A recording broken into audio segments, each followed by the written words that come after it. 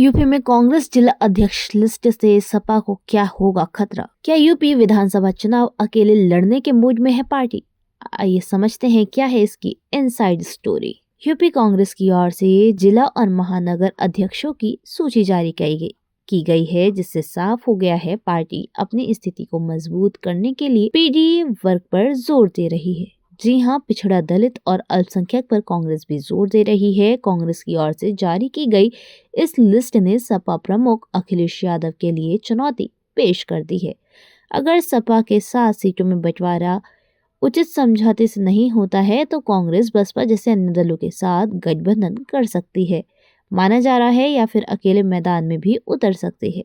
पिछले चुनावों में कांग्रेस को सपा की शर्तों पर चुनाव लड़ना पड़ा था, लेकिन अब ऐसा लग रहा है कि कांग्रेस अपने ही अधिक अनुकूल परिस्थितियां बनाने की दिशा में काम कर रही है। कांग्रेस ने इस सूची में 65 पद पिछड़े, दलित और अल्पसंख्यक वर्ग से चुने हैं। इससे साफ होता है कि पार्टी यूपी में पीडीए मॉडल को अपनाने की दिशा में बढ़ रही है।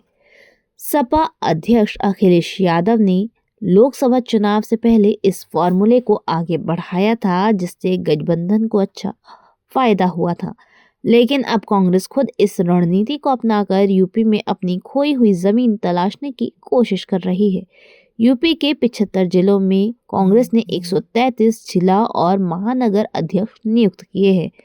इनमें से 85 पदाधिकारी पिछड़े, दलित और अल्पसंख्यक समुदाय के हैं, जिसमें ओबीसी के 48, मुस्लिम के 32 और अनुसूचित जाति जनजाति के 20, जबकि जनरल कैटेगरी के 46, जिसमें 26 ब्राह्मण शामिल हैं। ये दर्शाता है कि कांग्रेस अब यूपी में सामाजिक समीकरणों को अपने पक्ष में मोड़ने की कोशिश कर रही है, जिससे सपा को सीधा नुकसान हो सकता है। माना जा रहा है कि कांग्रेस का ये कदम पार्टी यूपी में अपनी पकड़ मजबूत करने के लिए स्वतंत्र रूप से रणनीति को लिए आगे बढ़ रही है। जहां लोकसभा चुनाव में कांग्रेस को सपा के साथ गठबंधन से लाभ मिला था, वहीं विधानसभा चुनाव में पार्टी अलग रणनीति अपनाकर अपनी स्थिति मजबूत करना चाहती है। लेकिन सवाल उठता है कि क्या कांग्रेस और सपा के बीच मतभेद गहरे हो रहे हैं? अगर सीटों के बंटवारे को लेकर सही तालमेल नहीं बना तो कांग्रेस क्या अकेले चुनाव लड़ सकती है या बसपा जैसे अन्य दलों के साथ गठबंधन कर सकती है?